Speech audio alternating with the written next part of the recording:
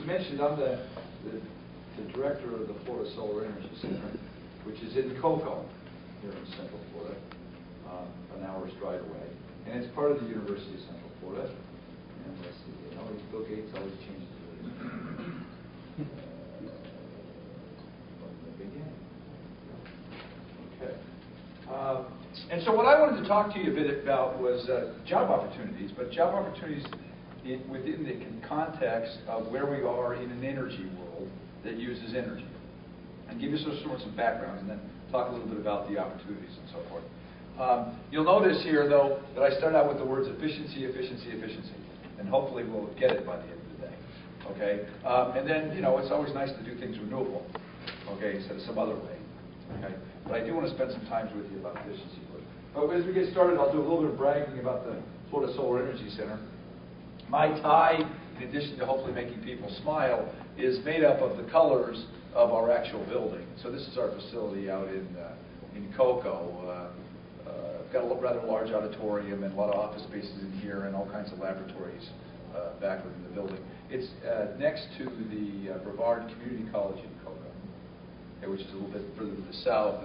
Up in the upper corner there, that large building in the upper corner there is the library, and just to the right of it is the planetarium. So maybe sometime you might come out and go to the planetarium out in Cocoa as well.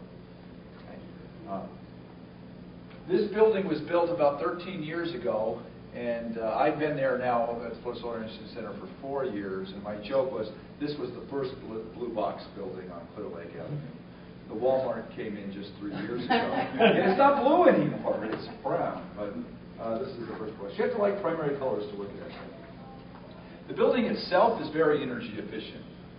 Okay, when we built this building 12 years ago, they used technologies that were available, but they went with fluorescent lighting 12 years ago everywhere.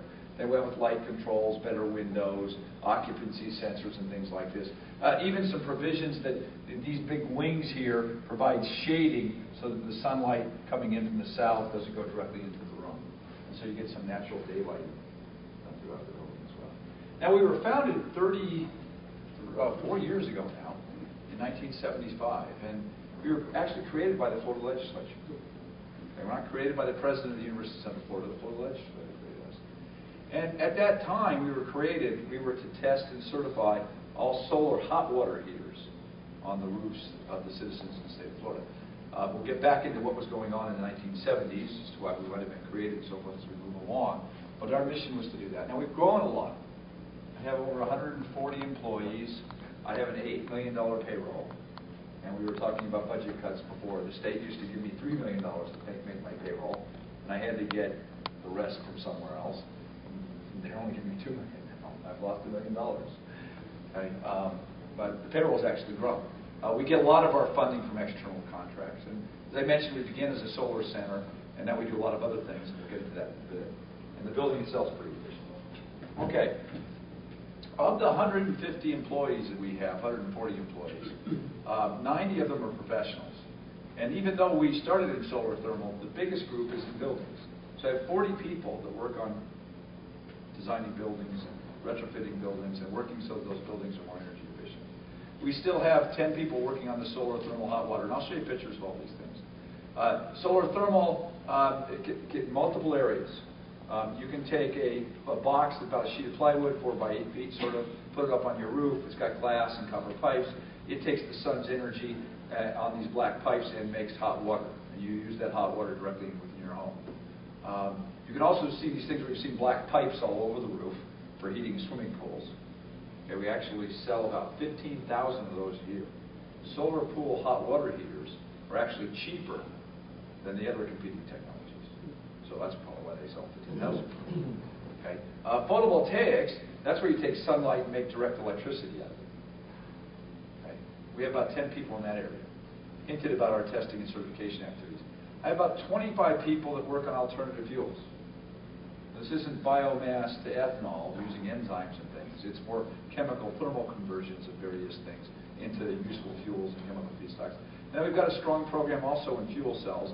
The idea that the fuel cell eventually will be the automobile engine of the future. And so we got a lot of people working on that. Education and training. Has anybody gotten an audit from the utility to their house? Ever? All those people that do that come to our place to get trained. Okay. Likewise, if you've had any installations of PV or solar thermal, all the training and all the testing gets done for the Florida Solar Energy Center. So in addition to testing and certifying equipment, we have to certify the installers. A lot of activities. And that's a big part of what we do. Okay, this is another little brag sheet. I'll go through this fact. It's interesting that back in 1984, I became a faculty member at the University of Connecticut, which is often abbreviated as UConn. And back in 1984, everybody thought I was talking about somewhere up near Alaska when I said UConn, the Yukon territories. Okay, women's basketball changed all that. Okay, so that's an interesting little story. Well, I do the same thing with UCF though. Never heard of it. Okay, it's the 6th largest university in the United States. And a lot of people still don't know about it. Okay. But at any rate, at the University of Central Florida and the Florida Solar Energy Center, as I said, we do more than solar. We're the only university in the United States that leads the Building America team. This is in the fabrication of industrialized homes. So when it comes to setting up the standards for all industrialized homes built throughout the United States, these aren't mobile trailers. These are homes built in the factory, placed on the site. Okay, we run that whole program. Okay, making those homes more energy efficient. So we obviously interact with the industrialized housing teams. I have 3 employees that work full-time on Habitat for Humanity homes, driving Habitat for Humanity homes to be more efficient. Okay? Clearly somebody who could put a lot of sweat equity into a home and get some help from the local community to lower their monthly payments, clearly wants their electric bill to be lowered as well. Okay? So there's a lot of need for that. And we do that to the whole United States. There are only 2 universities in the United States that lead photovoltaic application activities. We're one of those. The only university in the United States that leads a fuel cell development team for the Department of Energy. So when the rain starts falling down out of the skies for all these kind of things, I hope I'm in good shape. We'll see. We'll talk about that a little bit too. NASA Kennedy Space Center, of course, is located only 10 minutes away from us at the Florida Solar Energy Center. And there has been a combined effort of the Florida universities working on things related to hydrogen. It's interesting when we think about space. If you were to close your eyes and thought about the International Space Station, okay, what you might imagine is it's a little teeny box with these big solar panels all over the place, sticking out there. Way more solar panels than the living space, okay? Because their only source of energy is from the sun, okay? And since it costs so much money to transport something from Earth up to space, okay, they want to make sure everything is efficient and as great and neat as they do. Now, their transportation fuel is hydrogen. We actually use hydrogen to put ships up there. Okay? Furthermore, we run fuel cells up in space where we react the hydrogen and oxygen to make water, and they drink the water. So we figured out how to solve all the environmental problems up in space because we don't have a choice. Okay, we haven't figured out how to do it on planet Earth yet, but we're working on it. Okay. Now, you could argue money was no object when you come to space. Clearly, on planet Earth, money is an object. Okay. But one of the things I want to think about: alternative energy will always be alternative. It's cheaper. Okay, so the key is, are these wonderful things we're going to talk about going to be cheaper? And I'm going to show you cheaper relative to what, and the answer is quicker than you think. Okay, now, in addition to then all that, I'll talk to you a little bit about zero energy homes, how you can really get homes to be close to zero energy, and what's the consequence of that. I'll briefly mention some of the K through 12 kind of education activities, and this is my line here, is that people have heard of Gatorade, but this is the #1 invention at the University of Central Florida. It's a ceiling fan. It's a picture. You can buy it at Home Depot today. Every ceiling fan saves about $20 a year in electricity. Well, they sold over 1 million of them.